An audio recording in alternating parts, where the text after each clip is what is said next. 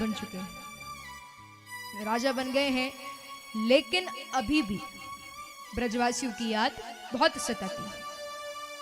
मतलब एक दिन ऐसा नहीं जाता जिस दिन कन्हैया नंद बाबा को, यशोदा मैया को, ग्वाल बाल को, गोपियों को, राधा रानी को याद ना करें। रोज याद करते हैं, लेकिन कभी कभी ऐसा होता है कि याद बहुत ज्यादा आने लगती है, भगवान रोने लगते हैं। तो ऐसी एक दिन की बात है कि आज कृष्ण को ब्रजवासियों की याद बहुत सता रही है, भगवान रोने लगे। तो भगवान का रोना सुनकर उनके ही बगल में उनके सबसे प्रिय मित्र उद्धव जी का कक्ष था। उद्धव जी कन्हैया के बहुत खास मित्र थे। हर व्यक्ति के जीवन में एक ना एक ऐसे मित्र जरूर होते हैं जो आपके बारे में सब कुछ जानते हैं, जिनसे आपके जीवन का कुछ नहीं छुपा, आपके जीवन का हर राज उन्हें पता है। तो ऐसे ही भगवान के जीवन में वो मित्र हैं उद्धव जी, जो कि सब कुछ जानते थे भगवान के बारे में।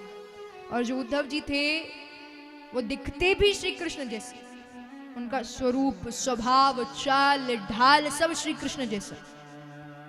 मतलब यदि कोई व्यक्ति दूर से देख ले तो ऐसा ही लगे मानो साक्षात कृष्ण आ रहे हैं। और जो उद्धव जी थे वो गुरु बृहस्पति जी के शिष्य थे। मतलब जीवन में ज्ञान सबसे बड़ा, ज्ञान से बढ़कर कुछ नहीं। तो उद्धव जी श्री कृष्ण के रोने की आवाज सुनते हैं। महाराज जैसे ही रोने की आवाज सुनी उद्धव जी दौड़े दौड़े जाते हैं, जाकर के देखा तो कृष्ण रो रहे हैं। उद्धव जी कहते कन्हैया रो क्यों रहे हो, क्या हुआ? भगवान कहते आज ब्रजवासियों की बहुत याद आ रही है, आज नंद बाबा का प्यार, यशोदा मैया को दुलार बहुत याद आ रहा है। कन्हैया कहते वो नंद बाबा यशोदा मैया ने मुझसे इतना प्रेम किया, मैं उनको छोड़कर चला आया। कन्हैया कहते वो यशोदा मैया ने मेरे पीछे कितने उल्हाने से है। जब मैं माखन चुराता था तो वो गोपियां इतना बुरा भला कहती थी, मैया वो सब भी सुन लेती थी। भगवान कहते हैं उद्धव जी से कि एक बार की बात है, यशोदा मैया मुझे समझाती हैं, कहती हैं कि देख लाला तू माखन मत चुराया कर। अरे गोपियों का माखन चुरा लेता है वो तो कहती नहीं है, लेकिन तू तो जानता है कि उनकी जीविका ही इसी से चलती है। अब यदि तू उनका माखन भी चुरा लेगा तो वो कैसे रहेंगे? माखन मत चुराया कर। तो ठाकुर जी माखन चुराना बंद कर देते हैं। कुछ समय बाद जितनी भी गोपियां हैं वो सभी एकत्रित होती हैं और आ गई हैं नंद महल। अब महाराज जब गोपियां नंद महल आती हैं, यशोदा मैया को आवाज सुनाई दी, यशोदा मैया बाहर आई। गोपियां कहती है मैया क्या हो गया, कन्हैया माखन चुराने नहीं आ रहा। मैया कहती है हाँ मैंने उसे मना कर दिया है कि वो माखन ना चुराए, क्योंकि मैं जानती हूं कि आप लोगों की जीविका ही इसी से चल रही है। चिंता मत करो, अब कन्हैया माखन नहीं चुराएगा। गोपियां कहती हैं मैया हम तो बहुत अमीर हैं कि वो कन्हैया हमारे घर आकर के माखन चुराता है। अरे हम गरीब तो उस दिन हो जाएंगे जिस दिन वो हमारे घर आना छोड़ दे, हम तो बहुत अमीर हैं। भगवान कहते ये वो गोपियां हैं, जब एक बार मेरी तबीयत खराब हुई तो वैद्य जी परेशान हो गए औषधि दे दे के, लेकिन मैं ठीक नहीं हो रहा था। तो मैंने वैद्य जी से कहा कि देखिए मैं ऐसे ठीक नहीं हूंगा, एक काम करो आप मेरे किसी भक्त के पास जाओ और मेरे भक्त के चरण की धूल लेकर के आ जाना, वो मेरे मस्तक पर लगा देना, मैं ठीक हो जाऊंगा। महाराज वैद्य जी कई सारे भक्तों के पास गए, लेकिन सभी ने मना कर दिया कि नहीं नहीं हम हमारे चरण की धूल नहीं दे सकते। यदि हमने हमारे चरण की धूल दे दी तो सीधे नरक जाना पड़ेगा, हम तो नहीं दे सकते। लेकिन महाराज वैद्य जी गोपी के पास गए। जैसे ही वो गोपी के पास पहुंचे उससे कहा कि कन्हैया की तबीयत बहुत खराब है, आपके चरण की धूल दे दो, वो कन्हैया के मस्तक पर लगा देंगे तो वो ठीक हो जाएंगे। महाराज वो गोपी एक क्षण नहीं सोचती, तुरंत अपने चरण की धूल दे दी। वैद्य जी कहते नरक जाना पड़ेगा। गोपी कहती है कि यदि इससे मेरे कन्हैया ठीक हो रहे हैं तो मैं नरक भी खुशी खुशी भोग लूंगी। भगवान कहते हैं ये वो गोपियां हैं जो मुझसे इतना प्रेम करती, उन गोपियों को छोड़कर आ गई। कन्हैया कहते जब भी नंद बाबा घर से बाहर निकलते थे तो बिना जूतियां पहन कर निकलते, क्योंकि उन्हें पता होता था कि पीछे से उनका कन्हैया शीश पर जूतियां रखकर लाएगा और कहेगा कि बाबा आज फिर से आप जूतियां पहनना भूल गए। कन्हैया कहते ये सब तो फिर भी ठीक, लेकिन यदि सबसे ज्यादा दुख मैंने किसी को दिया है तो वो अपनी राधे को। उन्होंने मुझसे इतना प्रेम किया और मैंने क्या किया, राधे को छोड़कर चला गया। अब महाराज भगवान राधे राधे करके रोने लगे। इतना सब कुछ भगवान ने कह दिया, लेकिन इन सब बातों का असर क्षण भर भी उद्धव जी पर नहीं पड़ा। उद्धव जी क्योंकि गुरु बृहस्पति जी के शिष्य, मतलब उनकी नजरों में प्रेम कुछ है ही नहीं, ज्ञान सबसे ऊंचा है। उद्धव जी कहते कन्हैया ऐसी ही बात थी तो तुम उन ब्रजवासियों को समझा कर आते, उन अनपढ़ गवार ब्रजवासियों को। महाराज शब्द क्या प्रयोग किया है, अनपढ़ गवार।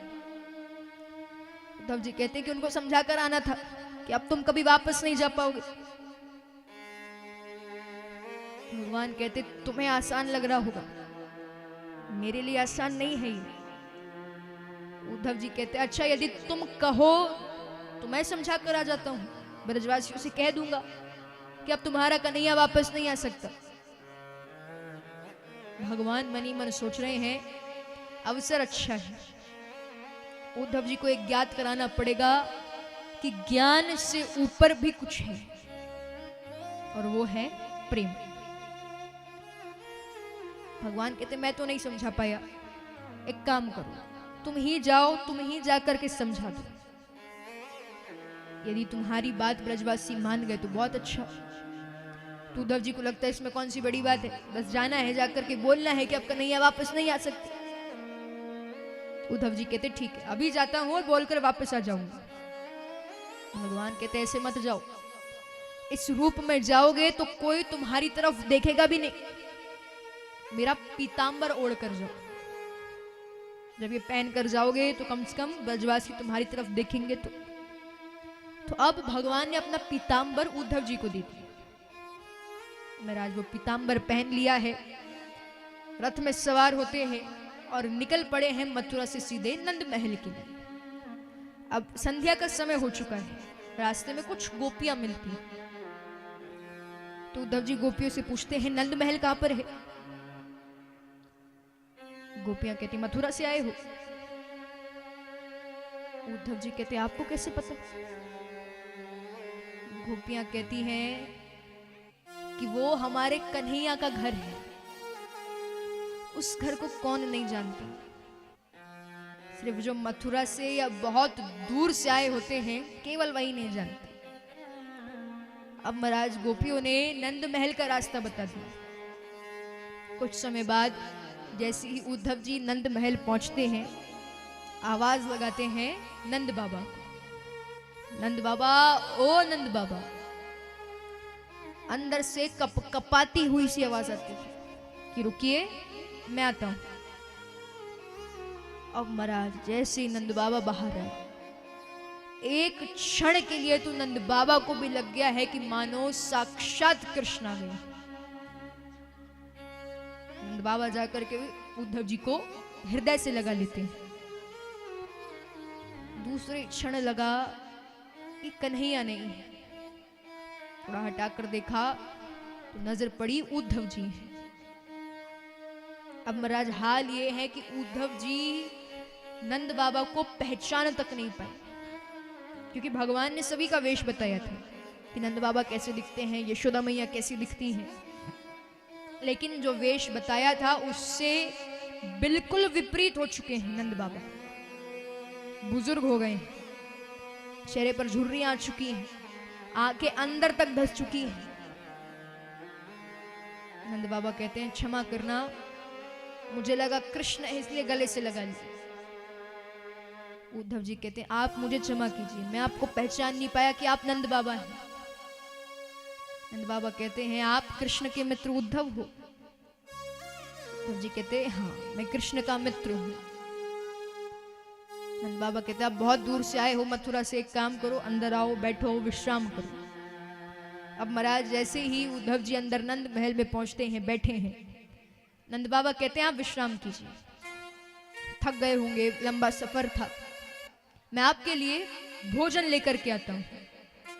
अब देखिए स्वाभाविक सी बात है, कोई भी व्यक्ति भोजन लेने रसोई घर में जाता है, लेकिन नंद बाबा रसोई घर में नहीं गए, बाहर की तरफ जाते हैं। उद्धव जी सोचते हैं कि भोजन लेने तो रसोई घर में जाना चाहिए, पर ये बाहर क्यों गए? तब महाराज उद्धव जी जाते हैं, जाकर के रसोई घर को देखते हैं। जैसे ही रसोई घर को देखा, उद्धव जी का हृदय फटा का फटा रह। मतलब उस रसोई घर में जाले पड़ रहे हैं, मानो जिस दिन से कृष्ण गए हैं मथुरा, उस दिन से उस घर में भोजन नहीं बना। उद्धव जी कहते इतना प्रेम कोई कैसे किसी से कर सकता? महाराज उद्धव जी की आंखों में आंसू आ गए। नंद बाबा आते हैं, उद्धव जी को भोजन कराते हैं। कुछ समय बाद यशोदा मैया आती है। अब एक क्षण के लिए यशोदा मैया को भी लगा कि मानो कन्हैया वापिस आ गए। जब आकर के देखा सामने उद्धव जी हैं, मैया और दुखी होती, रोने लगी। तो कन्हैया ने फिर संदेश भेज दिया, जाकर के कोई उस कन्हैया से कहो अब संदेश से काम नहीं चलेगा, अब उसे स्वयं को आना पड़ेगा। जाकर के उसे बताओ कि उसके बिना ये ब्रज सूना है। अरे एक एक दिन हमारा कैसे बीत रहा है वो हम जानते हैं। जब मेरा लाला गैया चराने जाता था तो सुबह से शाम नहीं कटती थी, तो इतने दिनों का गया है। उसने मुझसे कहा था वो जरूर वापस आएगा, तो वापस क्यों नहीं आ रहा? उद्धव जी कहते मैया यदि कन्हैया ने वचन दिया है तो पूरा जरूर करेंगे, धीरज धरो। अब महाराज नंद बाबा कहते हैं कि आप हमें ये बताइए कि वहां पर देवकी और वसुदेव जी कैसे हैं, ठीक है? उद्धव जी कहते हैं हाँ वो तो ठीक है। अब बड़ी हिम्मत करके उन्होंने ये प्रश्न पूछा है कि क्या हमारा लाला ठीक है? क्या कन्हैया कभी हमें याद नहीं करता? क्या कन्हैया कभी हमारे बारे में नहीं पूछता? जिस तरह से हम उसकी याद में रो रहे हैं, कि क्या कभी वो हमारी याद में नहीं रोता?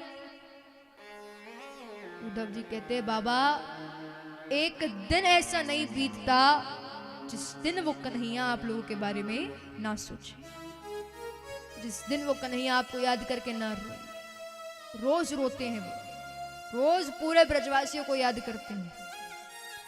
अब महाराज रात्रि भर बैठ करके नंद बाबा, यशोदा मैया और उद्धव जी ठाकुर जी की एक एक लीला के बारे में सोच रहे हैं, हर एक एक लीला स्मरण कर रहे हैं।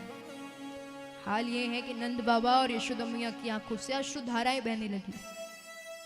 तो रात्रि भर बैठ करके भगवान की एक एक लीला स्मरण करें। जैसी सुबह होती है, गोपियां देखती हैं कि नंद महल के बाहर एक रथ खड़ा है, और वो रथ ठीक वैसा लग रहा है जिससे श्री कृष्ण मथुरा गए और कभी लौट कर नहीं है, वैसा ही रथ खड़ा है। तो गोपियां जो हैं वो अपनी दहली पर दीपक लगाती हैं, और जैसी बाहर आई गोपियां सोचती हैं कि रथ दिख रहा है, ऐसा लग रहा है मानो कन्हैया वापस आ गए। पूरी गोपियों ने उद्धव जी को घेर लिया, उद्धव जी बीच में खड़े हैं। एक क्षण के लिए तो गोपियों को भी लगा कि मानो ये कन्हैया ही है, पर जैसे देखा ये उद्धव जी हैं तो हर गोपी दुखी हो गई, उदास हो गई। गोपियां कहती हैं उद्धव जी से कि आज फिर कन्हैया ने संदेश भेज दिया। अरे जाकर उस कन्हैया से कहो कि अब संदेश नहीं चाहिए, अब कन्हैया को स्वयं को आना पड़ेगा। उद्धव जी कहते हैं चिंता मत कीजिए, कृष्ण जरूर आएंगे। गोपियां कहती हैं कि आपकी नजर में तो हम वैसे भी अनपढ़ गवार हैं, आपको लगता होगा क्योंकि आपकी नजरों में ज्ञान सबसे ऊपर है, लेकिन हमारी नजरों में प्रेम सबसे ऊपर है। आप यदि कृष्ण का संदेश लाए हो तो हमारा संदेश भी कृष्ण तक भेज दें कि कृष्ण के बिना हम नहीं रह सकते। रोज कन्हैया की याद आती है, सुबह शाम दिन रात सिर्फ कन्हैया के बारे में सोचते रहते हैं। तो अब महाराज गोपियां उद्धव जी से क्या कहती हैं,